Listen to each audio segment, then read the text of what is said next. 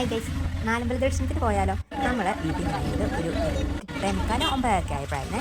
പോകുന്ന വഴിക്കുള്ളൊരു പള്ളിയാണിത്. ഈ പള്ളിയുടെ പേര് എനിക്കറിയത്തില്ല. ഈ പള്ളിയുടെ പേര് അറിയാവുന്നവർ ഒന്ന് കമൻറ്റ് ചെയ്തേക്കണേ.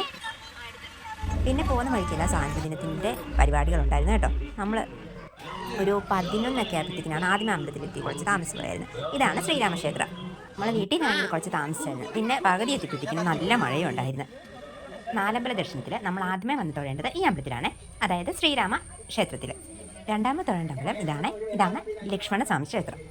അമ്മ ആദ്യം കയറി പോയായിരുന്നേ. ശ്രീരാമക്ഷേത്രത്തിൽ പോയപ്പോഴും ലക്ഷ്മണസ്വാമി ക്ഷേത്രത്തിൽ വന്നപ്പോഴത്തേക്കിനും ഒരു തിരക്കില്ലായിരുന്നു കേട്ടോ. അമ്പലത്തിലോട്ട് കയറുന്നത് കുറച്ച് സ്റ്റെപ്പ് കയറിയാണ്. അത് സ്റ്റെപ്പ് കയറി കളിക്കാതെ ആൺകുട്ടി ഇത് ചെയ്യാനുള്ള വഴിപാടിനുള്ള താലമൊക്കെ അമ്പലത്തിൻ്റെ ഫ്രണ്ടിൽ തന്നെ വെച്ചിട്ടുണ്ട്. പിന്നെ നമ്മൾ നേരെ ലക്ഷ്മണാമ്പുത്തി തൊഴുതിട്ട് അതിൻ്റെ പുറകിൽ കൂടെ തന്നെ രണ്ടമ്പലം വേറെയുണ്ട്. ആ അമ്പലത്തിലോട്ട് തൊഴാൻ പോയി. പിന്നെ ശ്രീരാമ ക്ഷേത്രത്തിൽ നമുക്ക് വീഡിയോ ഒത്തിരി നേരം എടുക്കാൻ പറ്റാത്തത്, നമ്മൾ താമസമായിരുന്നു ഇറങ്ങിയത്. അതുകൊണ്ട് ആദ്യത്തെ അമ്പലത്തിൽ പോയിട്ട് പിന്നെ പെട്ടെന്ന് വന്ന് അടുത്ത 2-3 അമ്പലങ്ങളിലും തൊഴുതിട്ട് വീണ്ടും ആദ്യം അമ്പലത്തിൽ വരേണ്ടതുകൊണ്ടായിരുന്നു അടുത്ത വീഡിയോ ഒന്നും ആദ്യം എടുക്കാൻ പറ്റാത്തത്. പിന്നെ നമ്മൾ അടുത്തുള്ള 2 അമ്പലത്തിൽ പോകുന്ന വഴിക്ക് തന്നെ അപ്പോൾ അരവണയൊക്കെ കൊടുക്കുന്നുണ്ട് കൗണ്ടറിൽ. അതിന് നമ്മൾ അപ്പോൾ മേടിച്ച് അരവണ മേടിച്ചായിരുന്നു.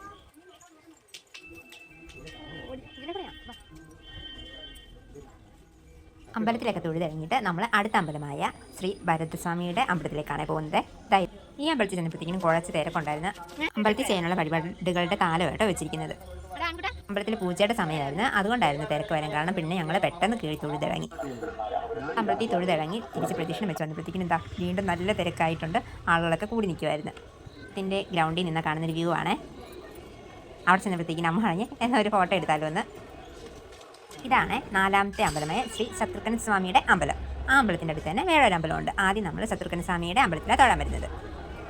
അമ്പലത്തിൻ്റെ ചുവരിലുള്ള കുറച്ച് ചിത്രങ്ങളാണ്. ചിത്രമല്ല, കുറച്ച് കൊത്തി വെച്ചിരിക്കുന്ന ചിത്രങ്ങൾ. അതെനിക്ക് കുറച്ച് എടുക്കാൻ പറ്റിയുള്ളായിരുന്നു. കാരണം ഇങ്ങനെ ഒരു സ്റ്റെപ്പ് പണിഞ്ഞിരിക്കുന്നതുകൊണ്ട് അതിൻ്റെ മുകളിൽ കൂടെ കീഴി പോകണം അമ്പലത്തിൽ ചെന്ന് തൊഴേണ്ടത്. അതുകൊണ്ട് ആ ഭാഗത്തൊന്നും എടുക്കാൻ അങ്ങനെ കിട്ടിയില്ലായിരുന്നു.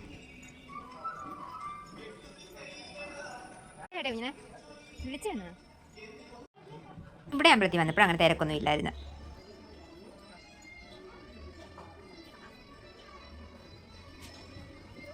അമ്പലത്തിനകത്ത് തന്നെ തൊഴുതിറങ്ങി പ്രദക്ഷിണം വെക്കുന്ന വഴിയിൽ ഇവിടെ കൃഷ്ണഭഗവാന്റെ വിഗ്രഹത്തിൻ്റെ മുമ്പിൽ ഉരുളിയിൽ മഞ്ചടിക്കൽ ഇട്ടിട്ടുണ്ടായിരുന്നു. അതിൽ നമ്മൾ ഇങ്ങനെ എടുത്ത് നമുക്കിടാം. എല്ലാവരും അങ്ങനെ തൊഴുതായിരുന്നിട്ട് നമ്മൾ അമ്പലത്തിൻ്റെ അടുത്ത് തന്നെയുള്ള അമ്പലത്തിന് കീഴിൽ തൊഴുത്. എല്ലാ അമ്പലങ്ങളിലും കഞ്ഞി കൊടുക്കുന്നുണ്ടായിരുന്നു കുടിക്കാൻ വേണ്ടി. പക്ഷെ നമുക്ക് ആദ്യത്തെ ശ്രീരാമക്ഷേത്രത്തിൽ തൊഴേണ്ടത് കൊണ്ട് നമ്മൾ പെട്ടെന്ന് കഞ്ഞിയൊന്നും കുടിക്കാൻ നിന്നില്ല. അതായത് ഉച്ചയ്ക്ക് മുന്നേ അമ്പലത്തിലും ചെല്ലണം, നട അടയ്ക്കുന്നതിന് മുന്നേ. മുന്നിലുള്ള വ്യൂ ആണ്. അവിടെ എല്ലാ അമ്പലങ്ങളിൽ തൊഴിട്ട് നമ്മൾ വീണ്ടും ശ്രീരാമക്ഷേത്രത്തിൽ വന്ന് അമ്പലത്തിൽ വന്നപ്പോഴത്തേക്കും നല്ല തിരക്കുണ്ടായിരുന്നു കേട്ടോ. ആദ്യം തൊഴുത് പോയവരൊക്കെ വന്നിട്ടുണ്ട്. പിന്നെ നല്ല തിരക്കായിരുന്നു.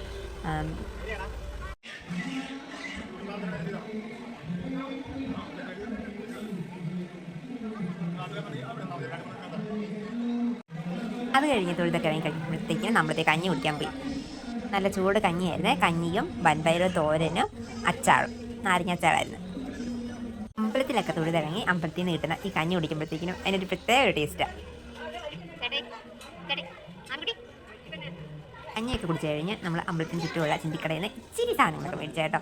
പിന്നെ ഈ ഗ്രൗണ്ടിൽ വന്ന് ഐസ്ക്രീം മേടിച്ചു. ഞാൻ കഴിക്കുന്ന ഐസ്ക്രീം ലോകത്തിലെ ഏറ്റവും ടേസ്റ്റുള്ള ഐസ്ക്രീമാണെന്ന് അവിടെ ബോർഡ് എഴുതി വെച്ചിട്ട് കഴിച്ചാണ്. പക്ഷേ സാധാ ഒരു ചോക്ലേറ്റ് ഐസ്ക്രീം. ആമിക്കുട്ടിയും ചേട്ടായി സ്ട്രോബെറി ഐസ്ക്രീം മേടിച്ച്. പിന്നെ അമ്മയ്ക്ക് ഐസ്ക്രീം വേണ്ടെന്ന് പറഞ്ഞു.